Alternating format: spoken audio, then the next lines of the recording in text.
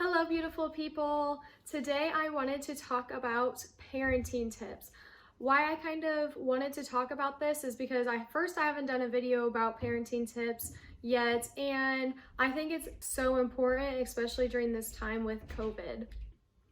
There are a lot of children that are struggling with their mental health right now because not being able to go to school might seem not a huge deal to you, but it really is a big deal to them because think about it. That's where they socialize, that's where they make friends, that's the only time they really get out of the house every day. And it kind of helps them with a routine as well. And not having that now is really hard for children.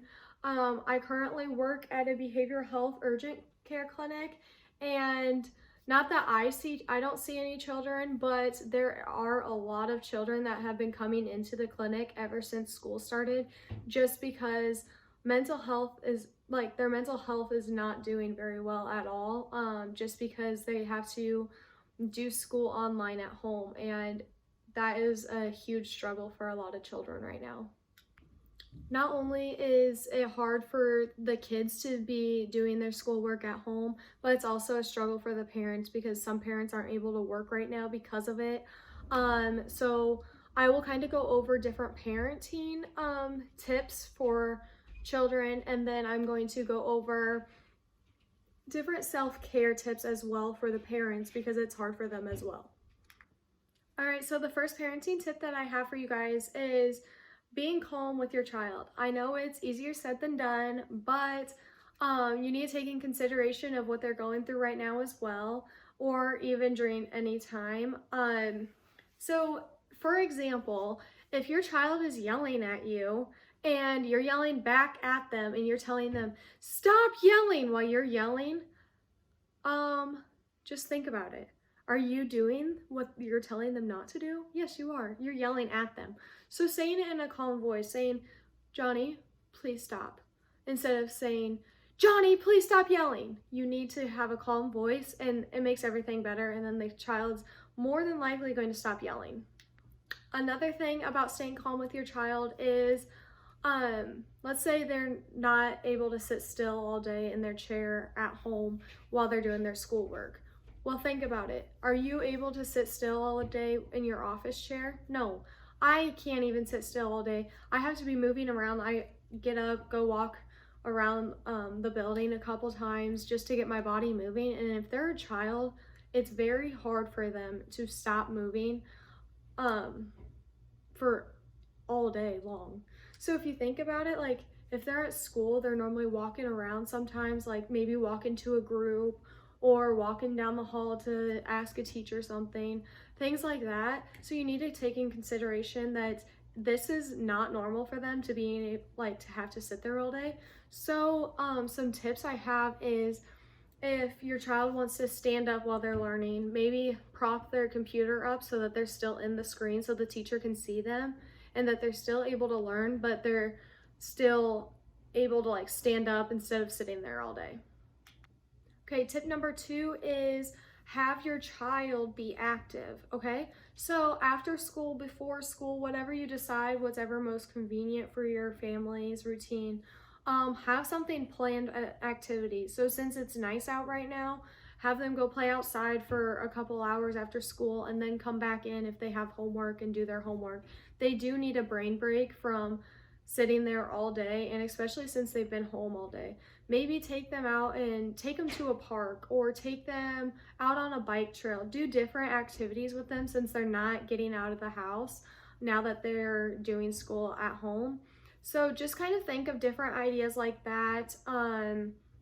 Maybe go have a picnic dinner at a park, something like that, or go on a walk, go on a run, go on a bike ride. Especially since it's nice out now before winter comes, it's really important to get out and do those things as well. Okay, the third tip is don't have your child do a lot of chores after school. I know that it's important for children to do chores, and I completely agree that they need to do that because it helps them become responsible. But I have heard of parents having their children having a huge list of chores that they need to finish by their bedtime. Okay, they're a child, they don't need to be doing all the chores for you, technically. The only reason why children should be doing chores is to learn responsibility and being aware of what they need to do in life, and it kind of teaches them as well. But having a huge list is not going to help them at all. So this goes back to the second tip, letting them have that time, free time basically. So after school, right after school, they should not have to do a chore right after school unless they want to. There are some children that really like doing chores, so if they like it, let them do it. But if they really don't like to do it, tell them, okay, you have an hour after school to go play outside, and I need you to come in, take the trash out, pick up your clothes, give them maybe like 2 or 3 chores, but they need to be minimal.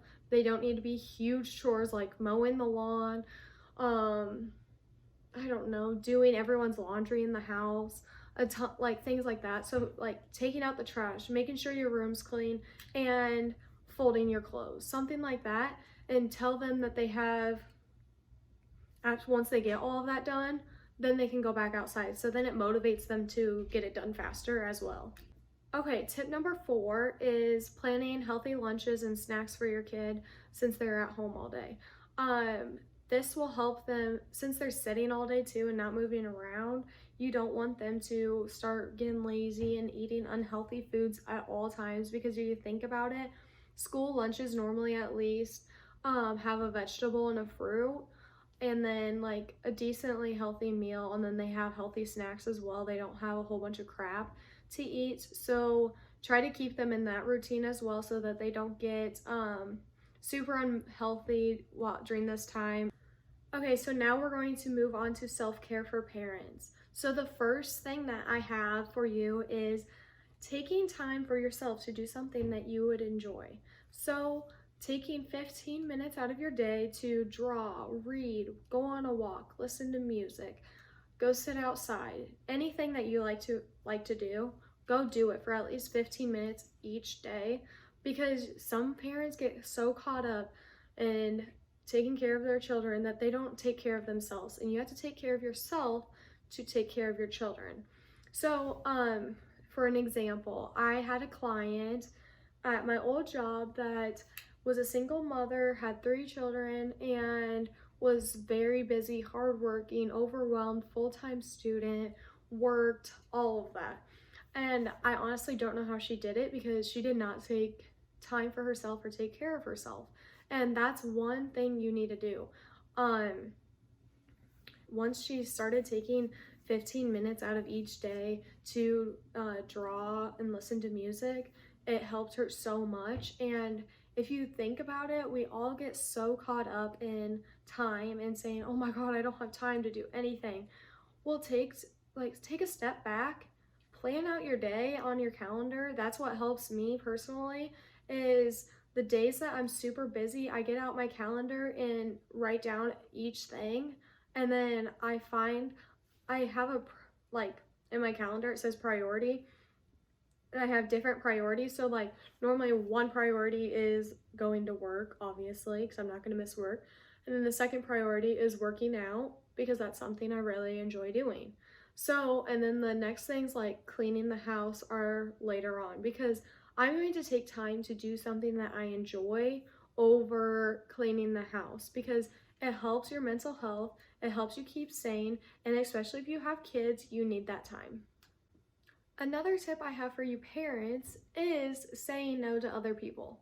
So when someone asks you if you want to go out to eat or go out for a drink or go on a play date with your kids, something like that, and you don't really want to do it because you were wanting to stay home and relax, stay home and relax. It is totally fine to say no to other people. This goes for anyone, not even parents. Saying no to other people can be very hard. Trust me, I know. In college, there'd be times where I'm like, I don't really feel like going out, but I'm like, well, I might as well just do it, you know? And then I like kind of regret doing it.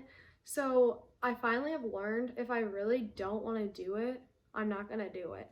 So now I'll have people ask, hey, will you please go to the bar, blah, blah, blah. And I'm like, nah, I'm just going to stay home and chill, because that's what I really want to do. So I'm going to do it. So just say no to other people. It's honestly, like, I know it's hard at first, but once you start doing it, it'll become a lot easier and it'll be a lot better for your mental health. I also wanted to touch base with you guys about my workout plans. They will be coming out soon, hopefully. They have been taking me a very long time to do because I've been trying to learn how to use Illustrator, and this is my first time using it, and I'm using it so I can make the plans look really nice, and so it's easy for everyone to read and understand as well. But I'll be honest, I haven't been working on them as much as I wanted to, so hopefully I'm going to try to start working on them a lot more, just a little bit at a time each day. So then hopefully it'll be closer to getting done, so then you guys all can purchase them. Okay, so I'm going to end the video here. I just wanted to let you guys know, if you have any questions about parenting or self-care, feel free to message me on Instagram at Kate_Hockett, or in the comment section below, just leave your question there and I'll get back to you. All right, guys, so stay positive.